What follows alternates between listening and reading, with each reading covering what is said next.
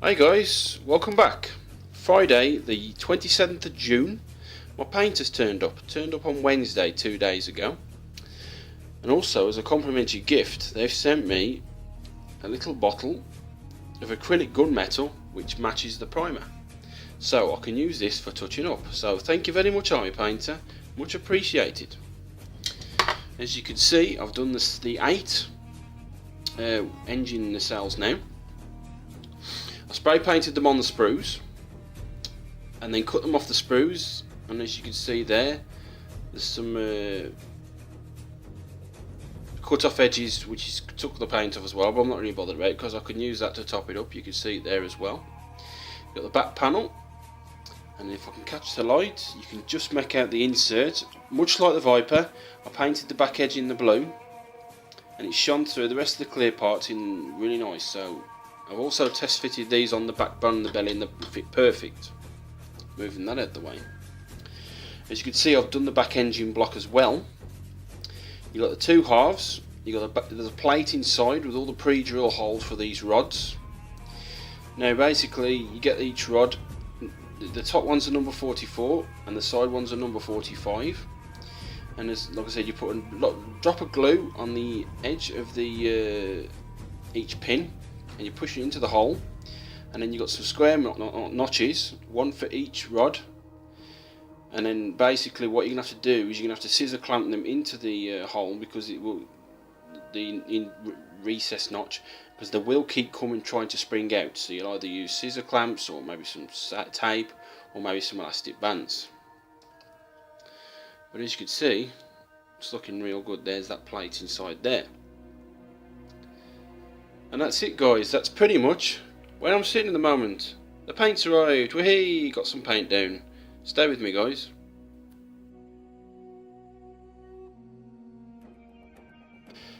Hi guys, right, a quick heads up. There's an error in the plans. Now, as you can see, I've just test fitting the rear engine plate into the backbone and the belly.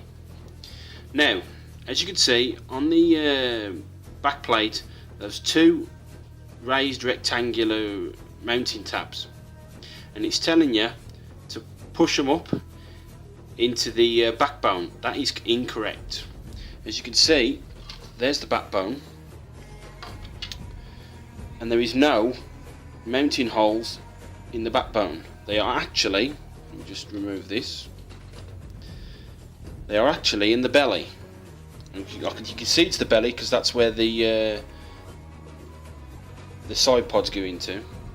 1, 2. So that is incorrect. So when you come to mount that, turn it upside down and have those two mounting tabs facing down. Just a heads up guys, stay with me.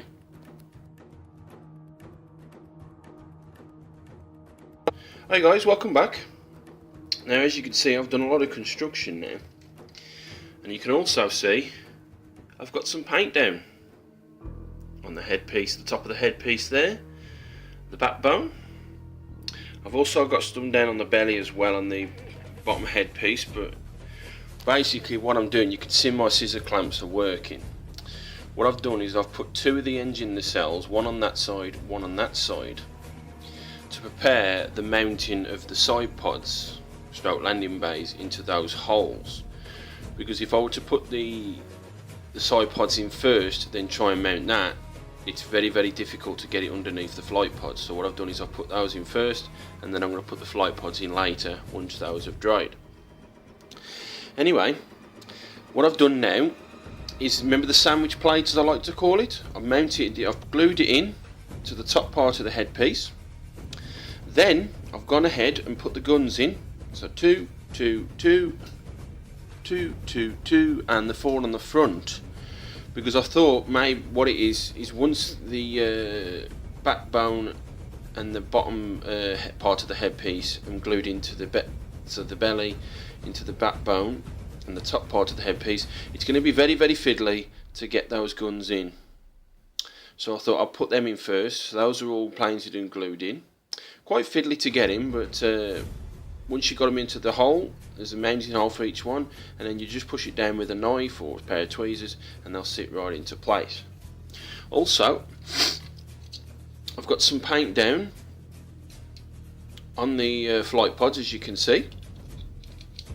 Went down really well. Also with the entrances to the landing bays, I masked those off with some electrical tape, and then basically once the paint had dried, I took the masking tape off both of the side pods, and then this handy bottle of war paint that Army Painter sent me as a gift to say sorry for the faulty can. I basically went round all the way round, both sides, underneath and the top. And the good thing is it doesn't need primer. I don't know whether they've actually mixed primer into the actual acrylic paint. So like I said, it went down first time and topped those up. And now obviously I'm going to paint those in red, because the reason I've painted those as well, I think because my red is quite bright, as you can see. I'm thinking it might take it down a couple of shades, so it'll make it quite dark. But all in all, I'm glad how the paint's gone down, and that's where I'm sitting at the moment, guys. Stay with me.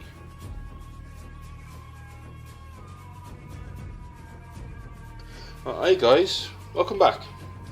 Now, in the last update, I just glued and clamped the two nacelles in, engine nacelles, because of the problem I would have had putting the flight pods in and getting those in after I glued the flight pods in. Because as you can see, there's not much of a gap between the actual side pod and the engine nacelle. Right, now as you can see, I've put both side pods arms through the holes into their respective mounting assemblies. I've got the trigger clamps in as well. Now because that is so close to there, with that trigger clamp, you'll have to get the mounting screw under the mounting screw, take the head of the clamp off, put that through the hole, and then reattach the head of the trigger clamp, and then redo the screw, and then just clamp from that. So that's one good thing if you've got those trigger clamps. If you use scissor clamps, I don't know if you're going to be able to clamp it, because I tried and it wouldn't have it. Right, now the reason I've done that is because these are so bleeding heavy. I didn't trust it just to slot in on final construction, as it tells you to do there, final assembly. It tells you to glue everything together first and then put the arms in, and like on the Revel or Moebius Galactica, you wait for the click and you know them in secure. I don't trust them, because as you can see there, it tells you to do all that and then mount it on the stand. So that's why I'm doing this before I put the actual top headpiece in the backbone. It will prove a bit more awkward because I've got the arms to come down with, but I'll cross that bridge when I come to it. So that's where I'm sitting at the moment, guys. She's almost ready. Stay with me.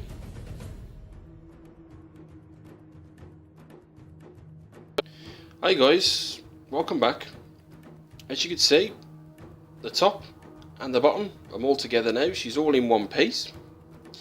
Now as predicted, I did have a problem with the mounting pegs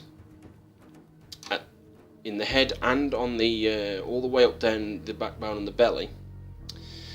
Mainly the one piece on the head I was a bit had a problem with. On the back of the neck here and here, there's two little circle pieces, circle raised pieces that stick out, and when you put the top into the bottom, you will have a problem getting those to sit down flush.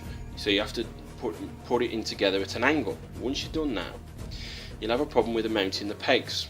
The pegs won't sit right into the hole, so I got my trusty knife and just pushed it inside as I was pushing the two halves together, and pushed the peg into the hole, and eventually the headpiece went down. Then I had problems with the mounting pegs that I'm inside the backbone and the belly. Again, using this knife, there's two there, so I pushed those two in, and then that piece snapped into place, and then the one in the middle, again, with the knife, pushed them into place with the holes, level with the holes, and eventually that sat down, and then finally the back, that sat down. Now when it comes to the back, I didn't really have that much problems with the engine plate, but you got these little two things sticking out there. You got to pull them back slightly so the back will go down, because you don't want to snap those off. Now as you can see with the clamps, I couldn't really clamp the headpiece down because of it being angled. My clamps wouldn't have it on the front. So what I did is I pushed it down by hand as foot as much as I could. Then using the clamps at the back, put the pressure on with the triggers, and eventually it sat down right in. A bit more pressure by hand, and I just put the masking tape around the edges there, as you can see.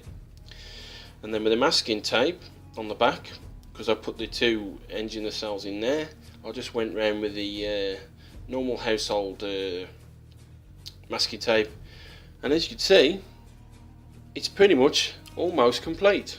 Stay with me, guys.